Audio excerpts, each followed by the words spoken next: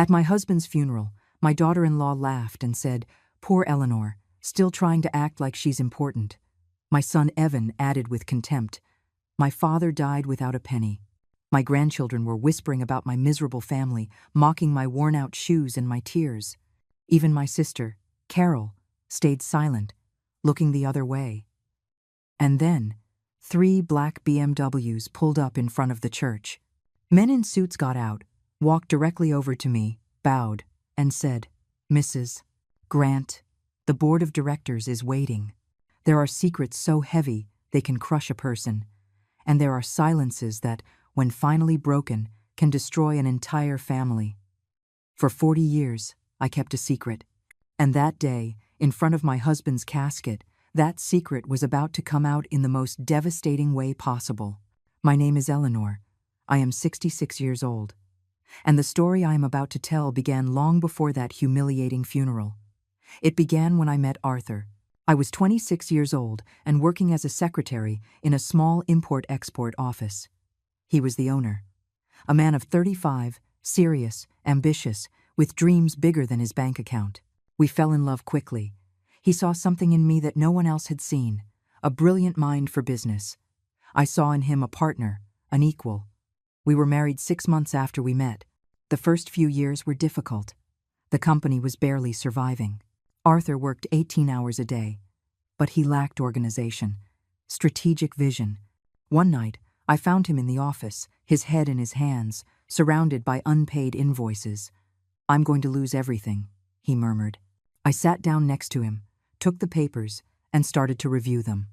In 3 hours, I had reorganized his entire financial structure.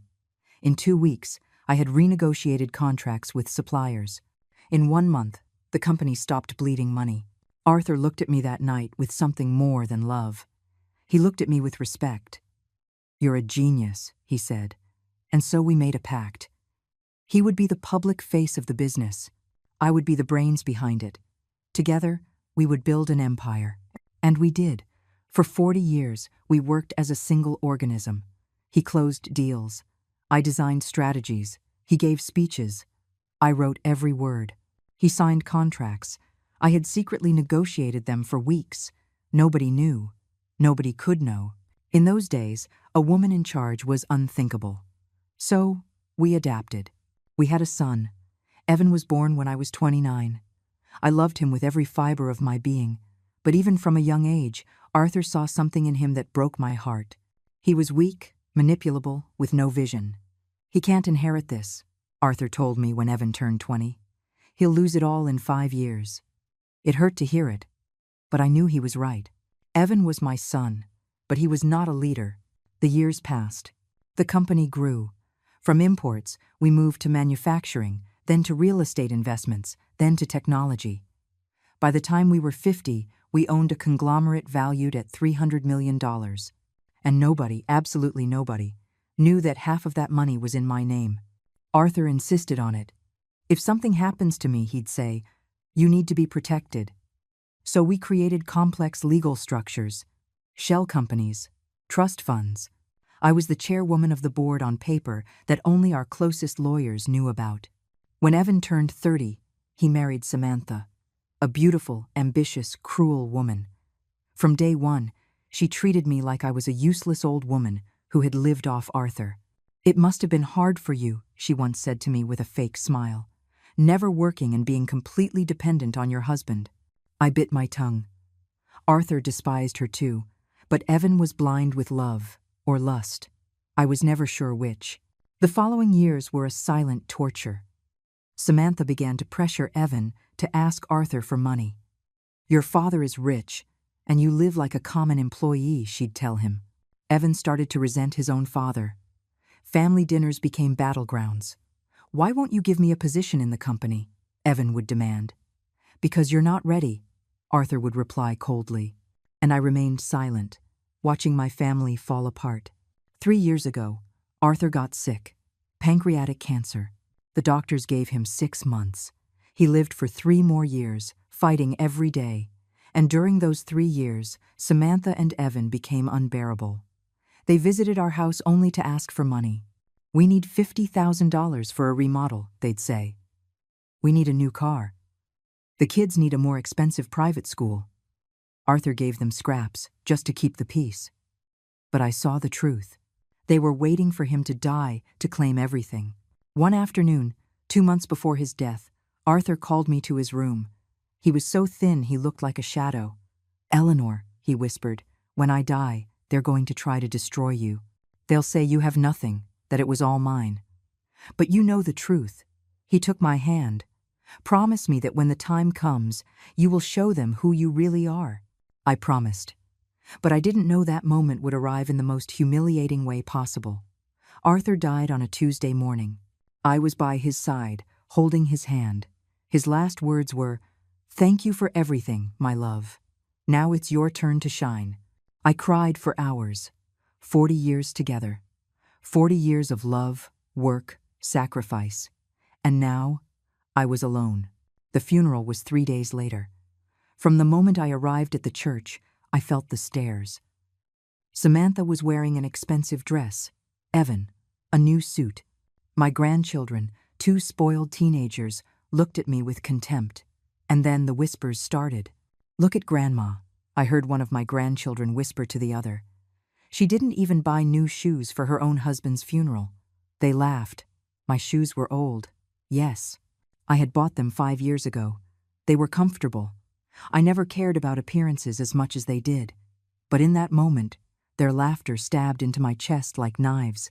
Carol, my sister, was sitting next to me. I squeezed her hand, looking for support. She squeezed mine for a second, but then let go and looked away. Even she was afraid to be associated with me in that moment. The service began. The priest spoke about Arthur as if he had known him, but his words were empty, generic. Evan got up to give a speech. "My father," he began, his voice trembling, "was a man who gave everything for his family. He built an empire from nothing." He paused dramatically. "Although in the end, the illness took everything. He died without a penny, but rich in love." Lies, blatant lies. Arthur had left everything perfectly organized. But Evan needed to create that narrative. He needed everyone to believe there was no inheritance, that I was a poor, helpless widow. When Evan stepped down from the pulpit, Samantha leaned in toward me. Her perfume was so strong it made me dizzy. "Poor Eleanor," she said, loud enough for those nearby to hear, still trying to act like she's important. She smiled, that cruel smile she had perfected over the years. "I guess now you'll have to find a smaller place to live. The house is too big for you alone." I felt my blood boil, but I said nothing. Not yet. My grandchildren, sitting in the row behind us, didn't bother to lower their voices. "Did you see her tears?" said one, so dramatic. As if they were really happy. The other replied, "My dad says Grandpa supported this miserable family for years because she never worked. She just spent his money." Muffled laughter. Carol shifted uncomfortably beside me but remained silent. I looked around the church. There were at least 100 people. Arthur's business partners, friends from decades ago, all looking at me with pity. The poor widow, the woman who lived in the shadow of a great man and now had nothing. The priest finished the service. People began to stand. Some came up to offer condolences. Their words were kind, but their eyes said something else. "Will you be all right?" they asked. "Do you have a place to stay? If you need financial help, don't hesitate to ask." Every word was a humiliation. Me, who had built an empire with my own hands, being treated like a beggar. I nodded politely, thanked them for their condolences, and waited, because I knew what was coming. I looked at my watch. 5 minutes. In 5 minutes, Claire would arrive. Claire was more than my lawyer. She had been my right hand for 20 years.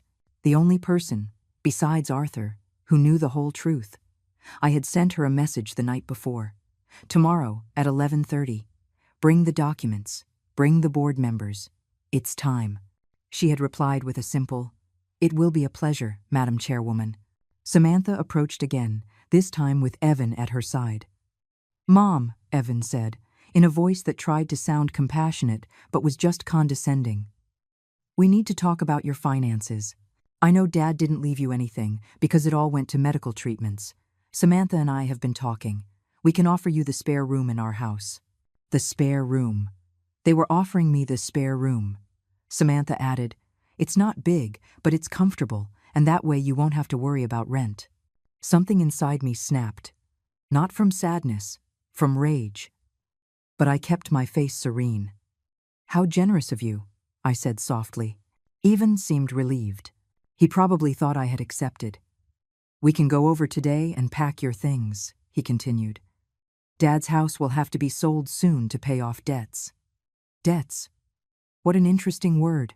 There were no debts, only lies. Carol finally spoke. "Eleanor, if you need to stay with me for a few days while you figure things out." Her voice was timid, almost ashamed. I looked at her, my own sister, the woman I had grown up with, shared secrets, cried, and laughed with. And now she was offering me charity as if I were a stranger. "Thank you, Carol," I replied coldly. "But that won't be necessary." One of my grandsons came over. He was 16. He was holding the latest phone in his hand, a phone that probably cost $1,200. "Grandma," he said, without looking me in the eye, "is it true you don't have any money? Because I was going to ask you to help me with my car. But if you're poor—" Samantha cut him off quickly. "Honey, your grandmother depends on us now. She can't give you anything." She looked at me with superiority. "Hard times teach humility, don't they, Eleanor?" I looked at my watch again. 2 minutes. I could see through the glass doors of the church. The street was still empty, but I knew any second they would appear. The BMWs, the suits, the truth. Evan started talking about the burial arrangements. "We got a simple plot in the city cemetery," he said. "Nothing fancy. We couldn't afford more." Another lie. Arthur had bought a family crypt in the most prestigious cemetery in the city 10 years ago. It was all paid for. But Evan needed to maintain the charade. People began to leave the church. Arthur's casket had already been taken to the hearse. Soon we would go to the cemetery. But before that final goodbye, I needed this to happen. I needed my family, all of them, to see the truth. Samantha was laughing with one of her friends. "It's so sad," she was saying. 40 years of marriage, and he left her nothing. Imagine being completely dependent on a man and then being left with nothing. Her friend nodded with false sympathy. "That's why I always tell my husband I need my own money." And then I saw them. 3 black BMWs, gleaming, stopping in front of the church in perfect synchronization. The murmur of conversations stopped. Everyone turned to look. 2 men in flawless suits got out of each car. They walked toward the church entrance with confident strides. People instinctively moved out of their way. I recognized all of them.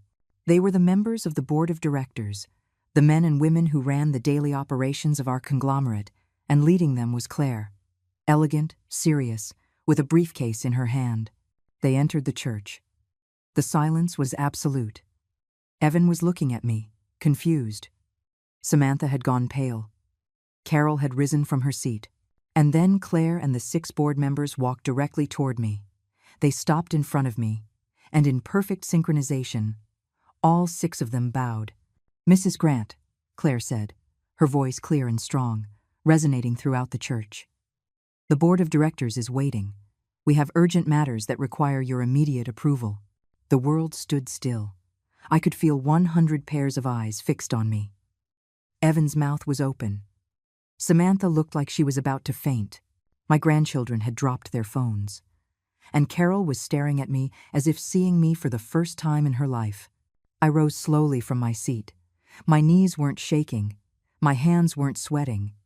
After 40 years of silence, this moment felt almost liberating. I looked at Claire and nodded. "Thank you for coming," I said in a firm voice. "I'm sorry to have kept you waiting." Claire smiled slightly. "Madam Chairwoman, time is never an issue when it comes to you." Madam Chairwoman. Those words hung in the church air like a bomb that had just exploded. I saw Evan blinking repeatedly, as if he couldn't process what he had just heard. Samantha had gone rigid, her face alternating between red and white. One of the board members, Mr. Gregory, a man of 60 who had worked for our company for 25 years, stepped forward and offered me his hand. "Mrs. Grant, I am deeply sorry for your loss. Mr. Arthur was a great man, but we know the company is in the best possible hands. The best possible hands. My hands. The hands that had supposedly never worked a day in their life. The hands Samantha had called useless more times than I could count. I shook Mr. Gregory's hand firmly. Thank you, Gregory. Arthur and I built this together. And now I will continue his legacy, as I always have. The last words were deliberate, as I always have. Because I wasn't starting something new. I was simply done hiding. Evan finally found his voice. What is going on here? His tone was sharp, almost hysterical. Who are these people? Why are they calling you chairwoman? Claire turned to him. Her expression was professional but cold. I am Claire Evans, Chief Legal Officer for Apex Holdings. These individuals are the board of directors, and we call your mother chairwoman because that is exactly what she is. Chairwoman and majority shareholder of a conglomerate currently valued at $340 million. $340 million, the number hung in the air. Samantha staggered and had to grab Evan's arm. My son looked at me as if he had never seen me before. That's impossible, he muttered. Dad never mentioned. You never. His voice broke. One of my grandsons, the one who had mocked my shoes minutes earlier, had gone completely pale. The other had his mouth open, staring at the BMWs through the windows as if they were spaceships. Claire opened her briefcase and pulled out a thick folder. I have here all the legal documents certifying Mrs. Grant's position as chairwoman of the board and owner of 52% of all shares in the holding company. She held the folder out to Evan. If you wish to review them, you are welcome. Everything is perfectly legal and has been in effect for the last 38 years. 38 years. Since before Evan was born, I had been chairwoman before I was a mother. I had built an empire before my son took his first steps, and he never knew. No one knew. Carol approached slowly. Her eyes were filled with tears. Eleanor, she whispered, why did you never tell me? I looked at her, my sister, the woman who, 30 minutes ago, had remained silent while I was being humiliated. Because you didn't need to know, I answered simply. No one needed to know. Samantha finally reacted. Her initial shock quickly turned to rage. This is ridiculous, she snapped. You're not a businesswoman. You're a housewife. You always have been. Claire looked at her with an expression that could freeze hell. Ma'am, I suggest you measure your words. The woman you are insulting is my direct boss. She is the woman who personally approved every major acquisition for the last 15 years. She is the woman who designed the expansion strategy that tripled our revenue. She is the woman who saved this company from bankruptcy on 2 occasions. And she is the woman who, frankly, has more business knowledge in her little finger than you have in your entire existence. The silence that followed was deafening. I could feel the gaze of every person in that church. Some of Arthur's business partners were nodding slowly, as if pieces of a puzzle were finally fitting together in their minds. I always wondered. One of them spoke up, a man named Stephen whom Arthur had worked with for 20 years, why Arthur would turn down certain offers until he consulted at home. He said he needed to talk it over with his wife. We thought it was just courtesy. He laughed bitterly. But it wasn't courtesy. It was necessity. Because you were the one really making the decisions. Exactly. For 40 years, Arthur and I had maintained that perfect dance. He consulted. I decided. He presented. I designed. He was the face. I was the brain. And it worked perfectly. Until I no longer needed to hide. Evan took the folder with trembling hands. He opened it. His eyes scanned the documents. Articles of incorporation, share certificates, property deeds. All in the name of Eleanor Grant, his mother, the woman he had treated like a useless burden for years. I don't understand, he finally said. His voice sounded broken, lost. Why did Dad never tell me? Why did you never tell me? I looked him in the eyes. Those eyes that had once looked at me with childish love, then filled with indifference, and finally with contempt. Your father wanted to protect you, I replied calmly. He wanted you to become a man on your own, without the pressure of inheriting an empire. He wanted you to find your own way. I paused. But he also knew you weren't ready, that you probably never would be. Those words hit him like a slap. Samantha intervened quickly. If this is all true, why did you live the way you did? Why didn't you have a chauffeur? Why do you cook? Why are you wearing those old shoes? She pointed at my feet with disdain. I looked down at my shoes. They were old. Yes. Comfortable. Practical. Because money never defined who I am, I replied. Because I don't need external validation.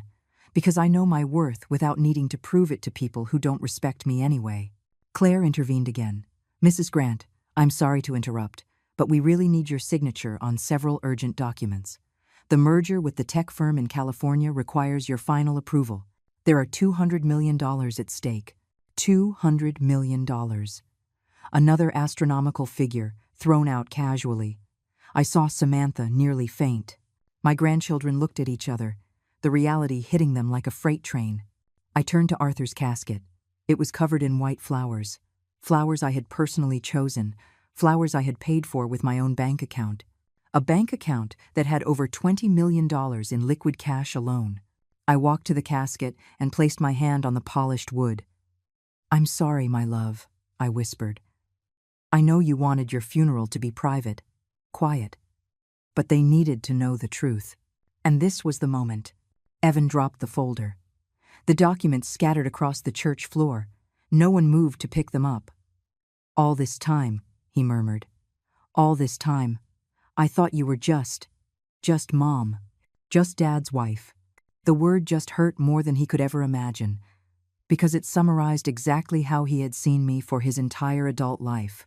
Just Mom. Just a wife. Just a woman with no identity. I was never just Mom, I said, turning to face him. I was always Eleanor. I was always a complete person, with capabilities, with intelligence, with power. But you all chose to see me as you wanted to see me, as it convenienced you to see me. My voice wasn't bitter. It was simply honest. 40 years of pent-up honesty finally coming to light. Evan recoiled as if my words had physically pushed him. Samantha, however, was not ready to give up so easily. If all this is true, she said, her voice trembling but defiant, then Evan is entitled to his inheritance. He is your son. He is the rightful heir to all of this. Claire laughed. It was a short, almost disbelieving laugh. Ma'am, inheriting is not an automatic right, it's a decision, and the decisions are made by Mrs. Grant. She turned to me. Would you like me to explain Mr. Arthur's testamentary provisions to your family? I nodded. It was time for them to know everything. Claire pulled another document from her briefcase. Mr. Arthur left a very clear will. To his son, Evan, he leaves the sum of $50,000. Sufficient to start a business or invest wisely, but not enough to waste on luxuries. She paused deliberately. The rest of his personal possessions, valued at approximately $2 million, are designated for charities in his name. The company, the conglomerate, the properties. Everything else has always been, and will remain, in Mrs. Grant's name.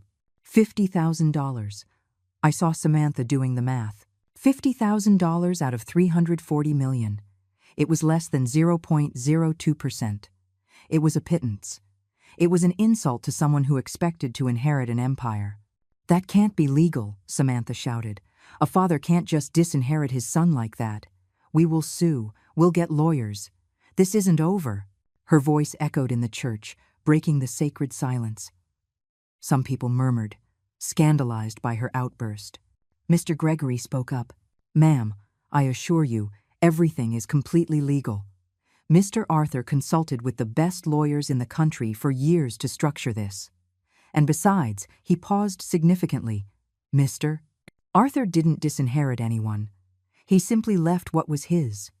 And it turns out, what was his was considerably less than everyone assumed. The majority always belonged to Mrs. Grant. Carol came over to me. Tears were streaming down her cheeks. Eleanor, forgive me. I should have spoken up.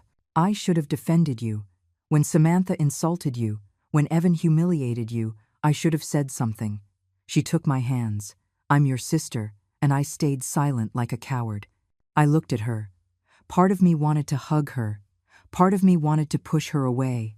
But the biggest part of me just felt tired. I know, I said simply. And that is a weight you will have to carry. One of my grandsons, the older one, approached shyly. His eyes were red. Grandma, he said. We didn't know. I looked at him. 16 years old. Almost an adult. Old enough to know that mocking an old woman at her husband's funeral was wrong. No, I replied coldly. But you did it anyway. Ignorance does not excuse cruelty. He shrank back, ashamed. Claire looked at her watch. Mrs. Grant, we really must be going. The meeting with the California investors is in 2 hours. We have a private flight waiting. A private flight. Of course we had a private flight. Our company owned 3 corporate jets. I had personally approved the purchase of every one of them. I looked toward Arthur's casket again. The cemetery. The burial. We were supposed to go together, but Arthur would understand. Business was always important to us. I need 10 minutes, I said. 10 minutes alone with my husband. Then we'll go. Claire nodded. She gestured to the board members, and they all filed out of the church. The BMWs waited outside, gleaming in the midday Sunday. People began to scatter, murmuring among themselves, looking at me with a mixture of awe and respect I hadn't seen in decades. Evan remained motionless, still processing. Samantha was crying, but not from sadness. She was crying from rage, frustration, and unfulfilled greed. I approached the casket. I placed both hands on the wooden surface. Arthur, I whispered. I kept my promise. I showed them who I am. Now everyone knows. I closed my eyes. I remembered the first time I saw him. Remembered our first date, our wedding, the birth of Evan. Remembered the nights working until dawn, the crises we overcame together, the victories we celebrated in secret. Thank you for loving me. Thank you for respecting me. Thank you for seeing me when no one else did. I heard footsteps behind me. It was Evan. He was alone. Samantha had gone outside, probably to call a lawyer. Mom, he said, his voice cracking, I need to understand. Why? Why the secret? Why did you never tell me? I turned to face him. My son. The boy I had held in my arms, whom I had fed, whom I had loved with every fiber of my being. Because your father wanted you to be your own man, I replied, without the pressure of a powerful last name, without the expectations, without the burden. But you made me feel like a failure, he shouted. Always. Every time I asked for help, Dad shut me down. He made me feel incompetent, useless. His words came out like projectiles. And you know what's worst? Now I find out you were behind it all, that you were the one really making the decisions, that you were the one who said I didn't deserve anything. Tears were streaming down his face. Not tears of sadness, tears of resentment. Your father and I made those decisions together, I replied calmly. And we made them because we know you, Evan. At 25, you spent the $100,000 we gave you for a business on a sports car and a vacation to Europe. At 30, you lost $200,000 on stupid investments because you wouldn't listen to advice. At 35, you asked your father for $500,000 for a restaurant, and you ran it into the ground in 6 months because you never bothered to show up for work. Every word was a fact. Every fact was painful. That was years ago, he protested. I've changed. I've matured. I looked him in the eyes. Really? 3 months ago, you asked your father for $200,000 for a once-in-a-lifetime investment opportunity. Arthur investigated. It was a pyramid scheme. We saved you from losing everything. Again, his face flushed. He had no answer for that. And today, I continued, at your father's funeral, instead of mourning his loss, you were calculating your inheritance. Instead of comforting me, you humiliated me. You called me poor. You said your father died without a penny. That was Samantha, he muttered weakly. She said that, not me. I looked at him in disbelief. You were standing right next to her. You nodded. You laughed. You let your children mock me. You offered me the spare room in your house. My voice rose slightly. The spare room, Evan? To your own mother? He cringed at my words. He seemed smaller, suddenly, like a scolded child. I'm sorry, he whispered. I'm so sorry, Mom. But his apology sounded hollow. It sounded like the apology of someone who regrets the consequences, not the actions. I know you're sorry, I replied. You're sorry you won't be inheriting millions. You're sorry your plan failed. You're sorry that now you'll have to work like everyone else. I walked toward him. But you know what you're not sorry for? You're not sorry for hurting me. You're not sorry for disrespecting me. You're not sorry for disappointing your father. He opened his mouth to protest, but I stopped him with a raised hand. Your father left you $50,000. It's more than you deserve, honestly.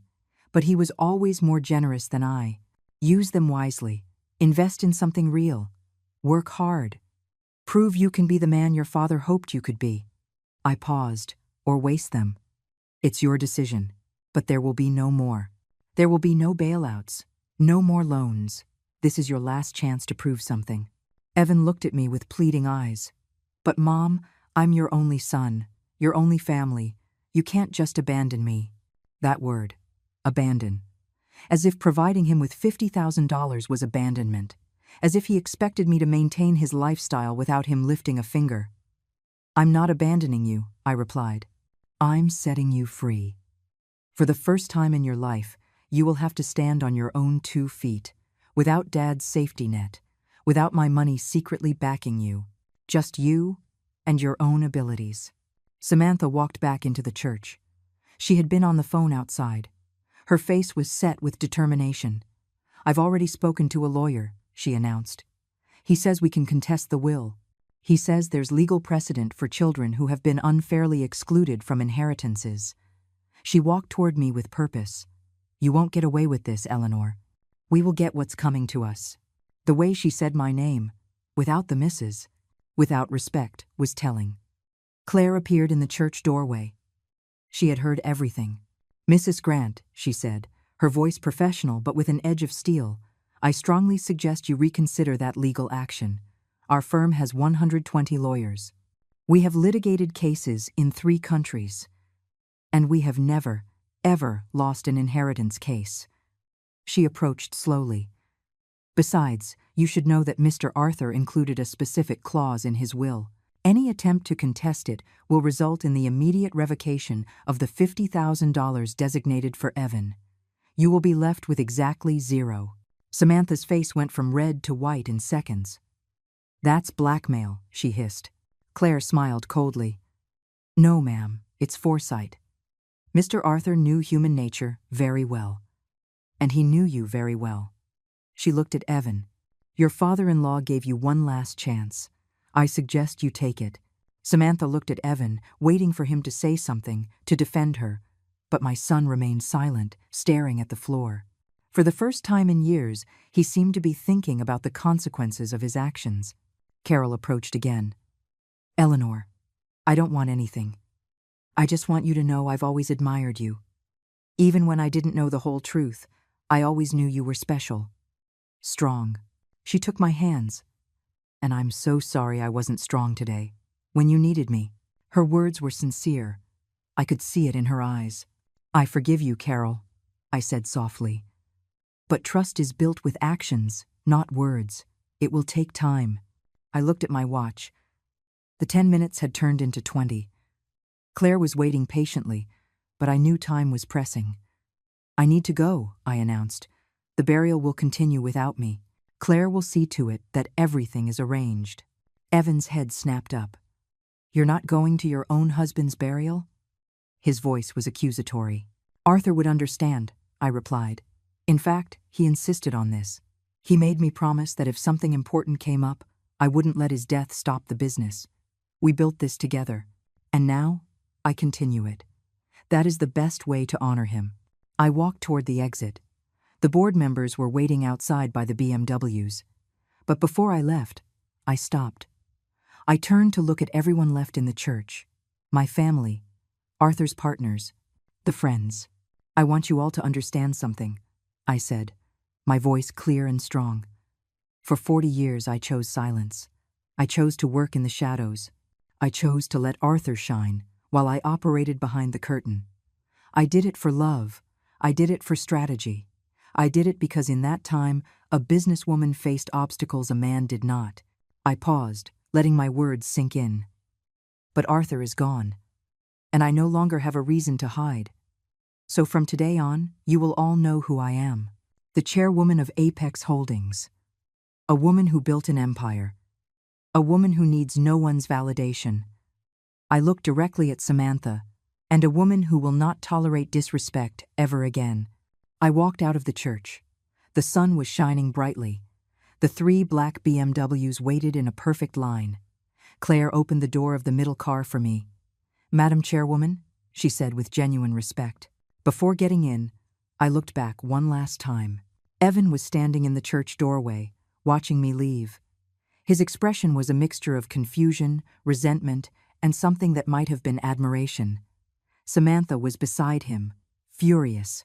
My grandchildren were staring at the cars with wide eyes, and Carol was crying silently. I got into the car. The interior smelled of new leather. Claire sat beside me. The driver started the engine smoothly. "Where to, ma'am?" he asked. "To the airport," Claire replied, "and then to California." As the car pulled away from the church, I felt something strange. It wasn't sadness. It wasn't relief. It was freedom. For the first time in 40 years, I didn't have to hide. I didn't have to pretend to be less than I was. I didn't have to downplay my achievements. "Are you all right, ma'am?" Claire asked with genuine concern. I smiled. "I feel free," I replied. "Arthur freed me. Even in his death, he gave me the gift of being myself without restrictions." Claire nodded. "He was a great man. But you, Mrs. Grant, are a great woman, and now the world will finally know it." I looked out the window. The streets rushed by, people walking, living their lives, with no idea that a 66-year-old woman had just broken free from 40 years of silence. My phone buzzed. It was a text from Evan. "Mom, we need to talk, please." I didn't answer. Not yet. I needed time. He needed time. Time to process, to reflect, to decide what kind of man he wanted to be. Another message came through. This one was from Carol. "I love you, sister. I've always loved you, and I'll always admire you." "That one," I answered. "I love you too, but I need space." We arrived at the private airport in 20 minutes. The jet was ready, turbines whining. I walked up the stairs slowly. My knees protested a little. 66 years of life, of work, of sacrifice, but also 66 years of achievement, of love, of building. Inside the jet, the board members were already seated, reviewing documents. They greeted me with respect as I entered. "Mrs. Grant," said Mr. Gregory, "we've reviewed the final numbers for the California merger. With your approval, this will make us the 3rd largest conglomerate in the region." "3rd largest," I smiled. Arthur would have been proud. Saturday. Claire handed me the documents. I reviewed them carefully. 40 years of experience allowed me to spot problems in contracts that others would miss. "Here," I said, pointing to a clause. "This revenue projection is too optimistic. We need to renegotiate this percentage." Mr. Gregory nodded. "Impressed." "You're right. We'll adjust it." The jet took off smoothly. I looked out the window as the city grew smaller. Somewhere down there, my husband was being buried. Without me, guilt tried to creep into my heart, but I pushed it away. Arthur would understand. He, more than anyone, would understand that business couldn't wait, that opportunities don't pause for grief, that life continues, even when we feel we can't. During the flight, I worked. I reviewed contracts. I signed approvals. I discussed strategy with the board. It was comforting. After days of sitting by Arthur's bedside, watching the illness slowly consume him, being back in my element felt like breathing again. Claire was watching me with an expression I couldn't quite decipher. "What are you thinking?" I asked her. She hesitated for a moment. "I was thinking about how much I admire you. Most people in your situation would have canceled this meeting. They would have stayed home, crying. I have cried," I answered honestly. I cried every night for 3 years as Arthur slowly died. I cried this morning. I will cry tonight. But right now, I have a responsibility to 3,000 employees who depend on the decisions I make today. I looked out the jet window. Grief is important, but life doesn't stop, and Arthur wouldn't want me to stop. Claire nodded. That's why he loved you. Because he saw you. He truly saw you. Exactly. Arthur saw me when no one else did. In a world that expected women to be decorative and silent, he gave me room to be powerful. In an era where wives were supposed to stay home, he made me his equal partner. It wasn't perfect. We had disagreements, fights, moments of frustration, but we always respected each other. Did you ever regret it? Claire asked. Keeping the secret for so long? The question surprised me. I thought carefully before answering. Sometimes, I admitted, especially when Evan was little. I wanted him to know his mother was more than a housewife. I wanted him to see me as a role model. I sighed. But Arthur was right. If Evan had known, he would have grown up with the pressure to inherit. He would have lived under an impossible shadow. At least this way, he had a chance to be himself, even if he didn't make the best of that chance. Mr. Gregory interrupted. Mrs. Grant, I have a sensitive question, if I may. I nodded. Now that the secret is out, what do you plan to do with your public position? Will you continue to be the chairwoman in the shadows, or will you take on the role publicly? It was a good question. One I had asked myself hundreds of times in the last few days. Publicly, I answered without hesitation. It's time the world knows who runs this company. It's time for young women to see that it's possible. It's time for me to stop hiding. We landed in California 3 hours later. A car was waiting. The meeting was at the headquarters of Tech Vision, the tech company we were merging with. It was a company valued at $900 million, specializing in artificial intelligence and automation. Their CEO was a 40-year-old woman named Patricia Chen. Arthur and I had been negotiating with her for 6 months. She knew who I was. She was one of the few people outside my inner circle who knew my true role. We walked into the building. It was modern, all glass and steel. Patricia was waiting for us in the lobby. When she saw me, she smiled broadly. Mrs. Grant, she said, extending her hand, I am so sorry for your loss. Mr. Arthur was an extraordinary man. I shook her hand firmly. Thank you, Patricia. He admired you greatly. He said you reminded him of me when I was young. Patricia laughed. I'm not sure whether to take that as a compliment or a warning. I smiled. Definitely a compliment. We went up to the boardroom on the 30th floor. The views of the city were breathtaking. Patricia's team was already there. 12 executives, half men, half women. They all looked at me with curiosity and interest. Ladies and gentlemen, Patricia said, I am pleased to formally introduce Mrs. Eleanor Grant, the chairwoman and CEO of Apex Holdings. There was a murmur of recognition. Some looked surprised. I thought Mr. Arthur was the CEO, one of them said. That was the impression we wanted to give, I replied calmly. But the reality was always different. I sat at the head of the table, and now that my husband has passed, I've decided it's time to end the appearances. It is I who have been leading the negotiations with you for these 6 months. It is I who will approve or reject this merger. And it is I who will be leading you should we decide to move forward. The words came out with natural authority. I wasn't faking confidence. The confidence was real. We spent the next 4 hours going over every detail of the merger. Valuations, synergies, corporate structure, talent retention, everything. I asked incisive questions, challenged assumptions, pointed out risks others had missed. Patricia's team responded with respect and professionalism.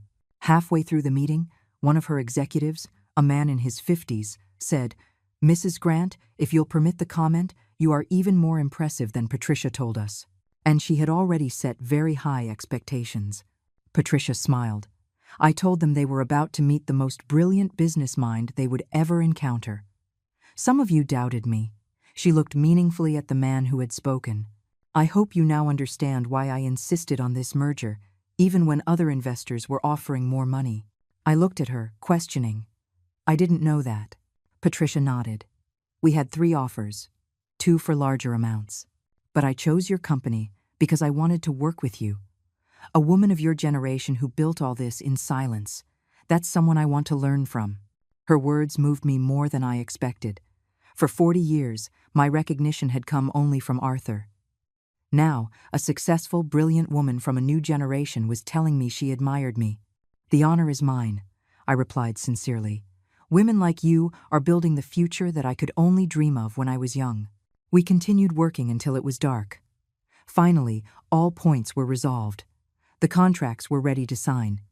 Before signing, I said, "I want to talk about something important."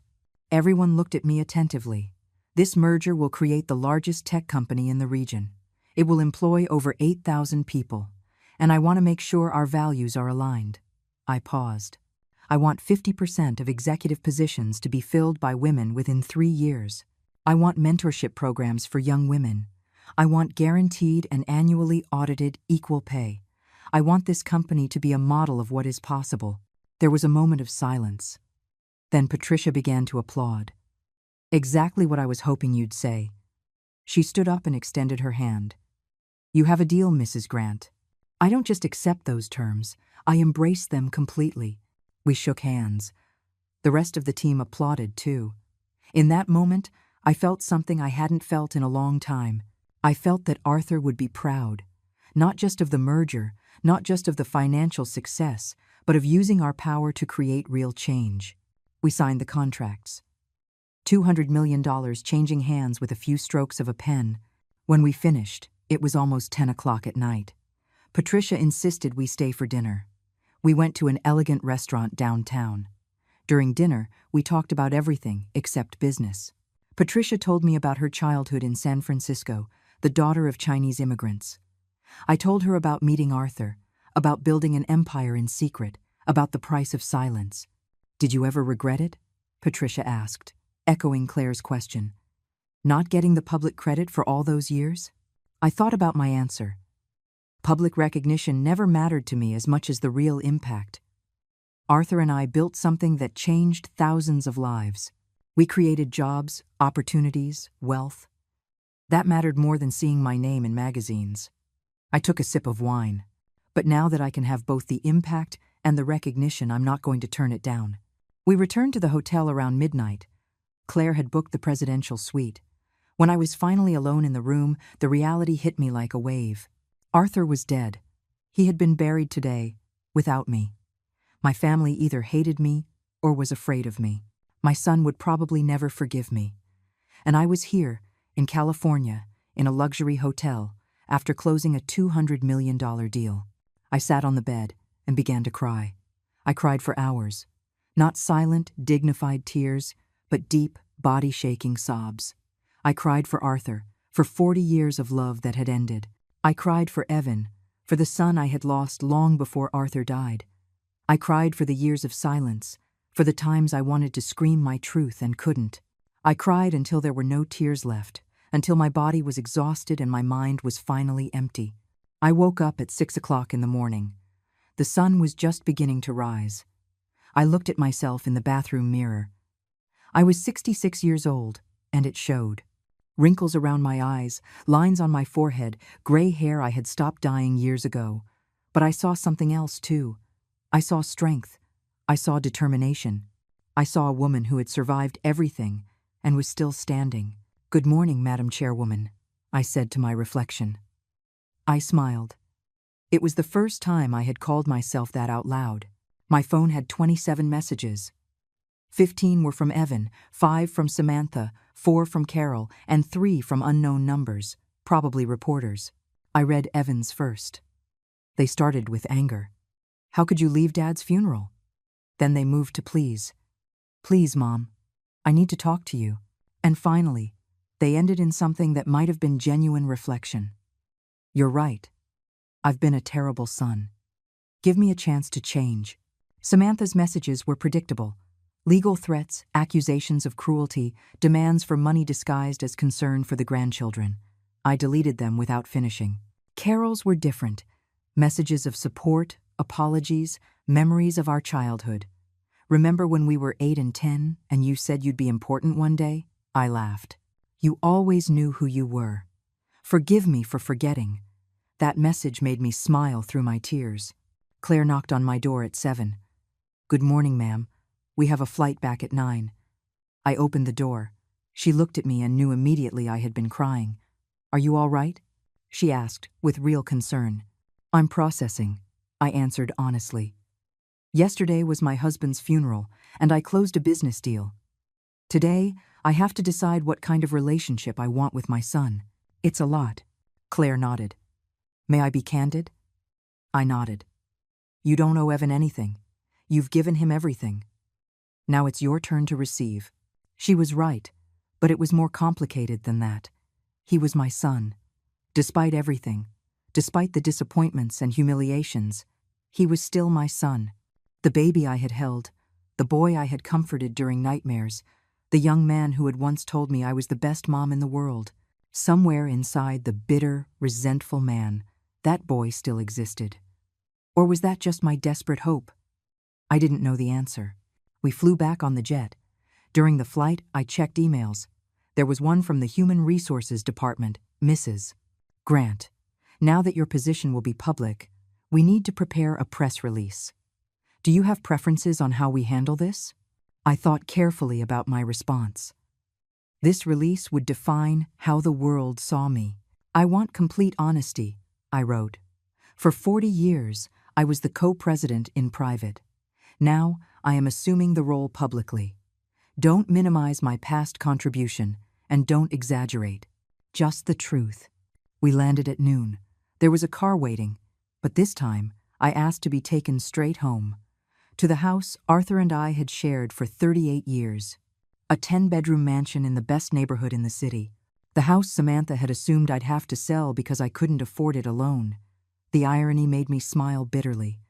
I could buy 10 houses like this without a second thought. The house was empty. The staff had been given the day off for the funeral. I walked through the silent halls. Every room held memories. The living room where Arthur and I planned strategies until dawn. The dining room where we celebrated our first $1 million with a cheap bottle of champagne. The office Arthur never used because he preferred to work at the company, but which I had turned into my secret command center. Everything was steeped in him. I went up to our bedroom. Arthur's scent still lingered in the air. His clothes in the closet, his books on the nightstand, his watch on the dresser. I sat on the bed and hugged his pillow. I did it, my love, I whispered. I showed them who I am. But God, how it hurts to do it without you. The silence of the house was deafening. For the first time in 40 years, I was completely alone. Without Arthur. Without my son. Without anyone. The doorbell rang. It startled me. I wasn't expecting anyone. I went downstairs slowly. Through the peephole, I saw Evan. He was alone, without Samantha. He looked terrible. Red eyes, wrinkled clothes, as if he hadn't slept. I hesitated. Part of me wanted to leave him out there, to let him feel even a fraction of the rejection he had made me feel. But the part of me that was a mother, that would always be a mother, opened the door. Mom, he said immediately. His voice was broken. Please, let me talk, just 5 minutes. I looked at him in silence for a long moment. Come in, I said, leading him to the living room. He stood nervously, like a child in the principal's office. Sit down, Evan, I ordered. He perched on the edge of the sofa. I sat across from him in the armchair that had always been Arthur's favorite. You have 5 minutes. Talk. I don't know where to start, he murmured. How about at the beginning, I suggested coldly. Why did you treat me like trash at your father's funeral? He flinched. Because I was angry. I've been angry for years, his voice trembled, angry that Dad never gave me a chance, angry that he always made me feel inadequate, angry that you both had everything, and I had to beg for scraps. His fists were clenched. And yesterday, I thought I'd finally get what I deserved, that I'd finally be someone. And when you found out you wouldn't be inheriting the empire, I asked, you decided to humiliate your mother to feel better? It wasn't a question. It was a fact. Evan hung his head. It wasn't just that. It's Samantha. She's been in my ear for years, telling me we're poor compared to what we should have, that you and Dad were selfish, that we deserved more. He looked up, and I believed her, because it was easier to blame you than to admit that I was the problem. His words surprised me. It was the first time I had ever heard him take responsibility for anything. Go on, I said. He took a deep breath. Last night, after you left, I stayed at the cemetery, alone, watching them bury Dad. And I realized something. His eyes filled with tears. I never once asked him how he was. For 3 years of sickness, I never just sat with him to talk. I only ever went to ask for money. And now he's dead, and I can never change that. Tears were streaming freely down his face now. And you, Godmom, yesterday. I treated you worse than a stranger. I humiliated you on the worst day of your life. And then I find out that this whole time you've been this incredible, powerful, brilliant woman. He wiped his tears with the back of his hand. And I hate myself. I hate myself for not seeing you, for not valuing you, for being so blind and stupid and selfish. His shoulders shook with sobs. I sat there, watching him. Part of me wanted to comfort him, to hold him like I did when he was a child. Part of me wanted to scream at him for all the times he had hurt me. But the biggest part of me just felt a deep, profound exhaustion. Evan, I said finally, your words are beautiful, but words are easy, actions are what matter. I leaned forward. For 35 years, I have rescued you from your mistakes. I have paid your debts. I have covered your failures. I have excused your absences. And every time, I continued, I hoped it would be the last, that you would finally mature, learn, grow. My voice was firm, but not cruel. But it never happened. And your father and I had to accept that maybe it never would. Evan looked at me with pleading eyes. But it's different now. Now I understand. Now I can change. I shook my head slowly. Maybe. Or maybe you're just scared because you've lost your access to infinite money. I don't know. And honestly, it's not my responsibility to find out anymore. He stood up abruptly. So that's it? You're giving up on me? His voice rose. I'm your son, Mom, your only son. How can you just abandon me? That word again. Abandon. As if providing a comfortable life, an expensive education, countless second chances, and now $50,000 was abandonment. I am not abandoning you, I replied calmly. I'm letting you grow up. For the first time in your life, you will have to face the consequences of your decisions without a safety net. But Samantha, he started. I cut him off. Samantha is your wife. Your choice. If she is toxic, manipulative, and only interested in money, that is a decision only you can make. I walked to the window. For years, I have watched you change under her influence, become more bitter, more resentful, more materialistic. And you never said no. You never stopped her when she insulted me. You never defended your father when she called him cheap. I turned to face him. Those were your choices too. Evan sank back onto the sofa. He looked defeated. So, what do you want me to do? What can I do to fix this? It was a good question. What did I want? I thought carefully before answering. I want you to use the $50,000 wisely. I want you to get a real job, not some made-up position at a friend's company. I want you to prove, with actions, not words, that you can be responsible. I paused. And I want you to go to therapy, you and Samantha, together. Because your marriage is toxic, and it's poisoning this entire family. And if I do all that, he asked in a small voice, then you'll forgive me? I looked at him with sadness. Evan, I already forgive you. You are my son, and I will always love you. But forgiveness doesn't mean things go back to the way they were. It doesn't mean you have unlimited access to my money. It doesn't mean I will ignore the years of disrespect. I walked over to him and put my hand on his shoulder. It means I'm giving you the chance to build a new relationship with me, one based on mutual respect, not financial dependency. He stood up and hugged me. It was sudden, desperate. His arms wrapped around me like they did when he was a boy and he was scared. I'm sorry, Mom. I'm so sorry, he sobbed into my shoulder.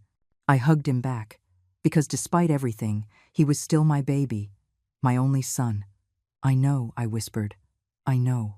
We stood like that for several minutes. When he finally pulled away, his eyes were red, but he seemed calmer. Can I ask you something? He said, wiping his face. I nodded. Why? Why did you and Dad keep it a secret? Why didn't you just tell the world who you really were? I sighed. It was a fair question. When your father and I started, it was 1985. Businesswomen were rare. Female CEOs were almost non-existent, especially in our industry. I walked to the fireplace, where a photo of Arthur and me from 30 years ago Saturday. We faced a simple choice: fight the sexism and possibly lose clients and opportunities, or work within the system to build something great. I picked up the photo. We chose the latter. And it worked. We built an empire, but always with the understanding that one day I would step out of the shadows. I looked at Evan. Your father died before we could do it together, but he made me promise that when he was gone, I would shine, that I would let the world see me. I put the photo back, and that is exactly what I'm doing. Evan nodded slowly. What? What are you going to do now? With the company, I mean. I smiled, just slightly. I'm going to run it, publicly. I'm going to give interviews. I'm going to be on magazine covers. I'm going to speak at conferences about women in business. The idea both thrilled and terrified me. I'm going to be the role model I never had when I was young. And I'm going to make sure other women don't have to hide the way I did. That's amazing, Mom, he said. And for the first time in years, he sounded genuinely proud. Dad would be so proud of you. His words touched me deeply. Thank you, sweetheart. We stood in silence for a moment. Then Evan looked at his watch. I should go. Samantha's waiting. I have a lot to talk to her about. He walked to the door, then stopped. Mom, can I come visit? Not to ask for money, just to talk, to really get to know you. I considered his request. Once a week, I said finally. Sundays at 3 o'clock in the afternoon. Here, just you and me. No Samantha, no kids, no hidden agendas. Just a mother and son, trying to rebuild something that's been broken for a long time. His eyes lit up. I'll be here. I promise. I opened the door for him. Evan, I called as he was about to leave. He turned. The $50,000 will be available in a week. Claire will contact you with the details. Use it well. I will, he promised. I swear. He left. I watched him drive away in his modest car. A car he would probably have to maintain himself now that the easy money was gone. I closed the door and leaned against it. The conversation had left me emotionally exhausted, but it had also given me something. Something like hope. Maybe Evan really could change. Or maybe he couldn't. Time would tell. My phone rang. It was Carol, I answered. Hi, sister, she said, her voice timid. Can I come over? I looked at the clock. It was 3 o'clock in the afternoon. Of course, come now. She arrived 20 minutes later with a small suitcase. Are you going on a trip? I asked, confused. She shook her head. No, this is for you. She opened the suitcase. It was full of old photo albums. When Mom died, I kept all the family albums. I thought maybe you'd want to remember happier times. I took one of the albums. It was from our childhood. Pictures of Carol and me playing, celebrating birthdays, graduations.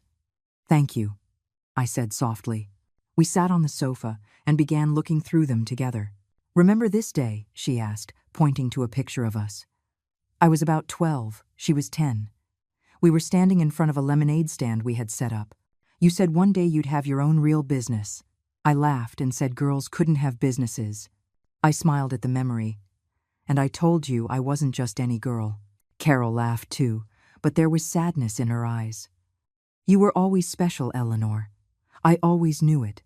And yesterday, when I should have defended you, I stayed quiet because I was scared. She took my hand. Scared that if I supported you, Evan and Samantha would attack me too, and that makes me a coward. Her tears started to fall. I'm so sorry. You're my sister, and I failed you. I hugged her. I know, Carol. You already apologized, and I told you I forgive you. We pulled apart, and I looked her in the eyes. But I need to know, why are you really here? Is it because you love me, or is it because you now know I'm rich? The question was harsh, but necessary. Carol didn't flinch. That's a fair question. And the honest answer is both. At least, she was honest. I love you because you're my sister. But yes, knowing you're this powerful, it makes me want to be closer. Not for the money, but because it makes me proud. My sister built an empire. I accepted her honesty. It was more than Evan had given me in years. Okay, I said. We can rebuild our relationship too, but it will take time. Carol nodded. All the time you need. We spent the rest of the afternoon looking at photos, reminiscing, laughing, and crying. When she left, I felt a little less alone. The next day, Claire arrived early with a mountain of documents. The press release goes out tomorrow, she said. We already have interview requests from 15 different outlets. Forbes, Bloomberg, CNN. They all want to talk to you. 15 interviews. The idea was both intimidating and thrilling. Except 5, I decided. The most prestigious ones. I want my story to be told correctly. Claire nodded, taking notes. We also need to discuss your public image consultants, stylists, media trainers. I held up my hand. No, I'm not going to be turned into something I'm not. I am 66 years old. I have earned every one of these wrinkles. I will not hide them. Claire smiled. Perfect. Authenticity is exactly what the world needs to see. Over the next few weeks, my life changed completely. The press release caused a media explosion. The invisible woman who built a $300 million empire was the headline everywhere. My phone didn't stop ringing. Interview requests, conference invitations, business proposals. I gave my first television interview 2 weeks after the funeral. The reporter was young, probably half my age. He started with the obvious question, why keep it a secret for 40 years? Because I had to, I answered simply. In the 80s and 90s, a woman in our industry would have faced constant rejection. Clients who would refuse to work with us. Partners who would doubt every decision. Employees who would question my authority simply because of my gender. I looked directly into the camera, so my husband and I made a deal. He would be the face. I would be the brain. And together, we built something extraordinary. The reporter nodded. Do you regret it? I smiled. No.